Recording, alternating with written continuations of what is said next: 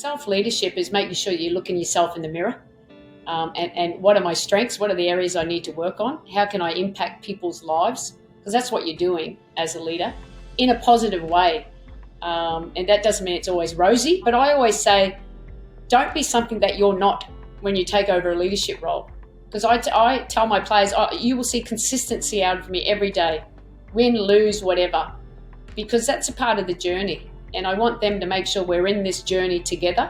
And if we can stay together, great things can happen. It means a couple of things. It means I reflect on my behaviour often. I think self-reflection is really important. And when I was in a team and a leader within the team, I'd often reflect on conversations that I'd had or things that went wrong or went right in a game. What was my role? How could I do that better? Like, you've got to be honest with yourself. And if that means being hard, then so be it. Sometimes I think my self-talk could be better.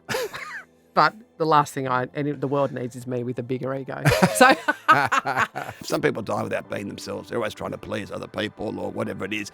But I think I worked it out in my early 20s that the quicker you can be yourself, and I mean legitimately yourself, not holding back, not putting on something false that's not you. And sometimes you get into trouble. It can be a bit tricky, let's be clear. But if you're not your true self, who the hell are you? You're pouncing around trying to impress people that you don't like, to care about you. My advice on leadership is absolutely be you. And the other thing I would say that is not caring what other people think. I know that's a trite thing to say, but it's none of my business what people think of me. If you can legitimately not care about what other people think, coupled with being yourself, I think that, to me, is the secret to success. I think it's being able to control your emotions. It's being able to have your own conversations and being honest with yourself. I think if you're living a lie and you're not actually honest where you're at, that is a problem. You've got to start there. I think if you stop being a keen learner, I think that's a problem. How do I lead others? And the longer I lead others, the smarter they are around me. Like the people that are coming into my world now are bloody smart people. So if I don't keep improving myself and keep learning, that's a problem. We think that work is this thing outside of us that we get in the car to get to or something, but actually the ultimate work is the work on self. And so we all want to follow leaders who are self-aware of how they impact the people around them.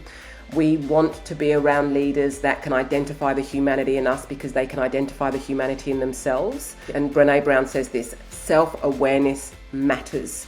That so many things happen in organisations within leadership because we're just not aware of what we're doing.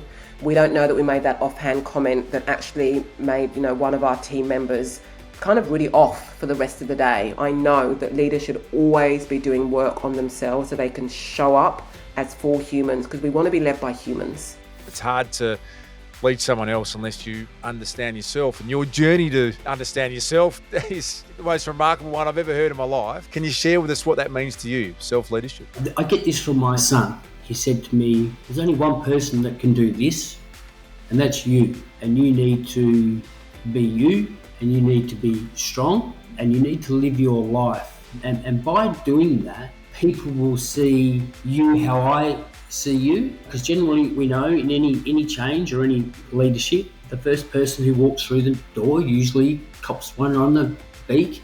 People can't be what they can't see, and that was certainly me growing up. So by living my life and by having the platforms, which I'm very lucky to have, that gives great reason for families of transgender people or transgender people themselves to be able to be authentic and be themselves and present their best possible self. And I think that's all that I'm doing. Well, I think about my own motivations. I think about being true to myself and what my moral compass looks like. But I also have a sense of humility, and I understand my own limitations and weaknesses enough to sort of recruit the right people to help fill those gaps and make up shortfalls in that area.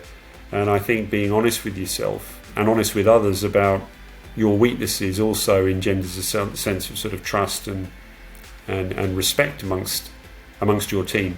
The self-leadership for me is obviously looking internally and being able to reflect, but I also seek opinions from people that, are important to me. And as I keep evolving and growing, things that I could perhaps do better on this leadership journey and things where I'm strong, but there's the capacity for me to grow. So self-leadership for me is taking on some ownership of looking at yourself and attempting to grow, not just staying, stationary where you are, always being willing to move forward, change things up, show some initiative, innovation, and go from there.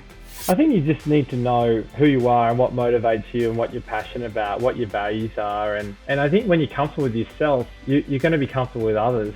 And you'll also be a much more impactful leader because you'll be your authentic self.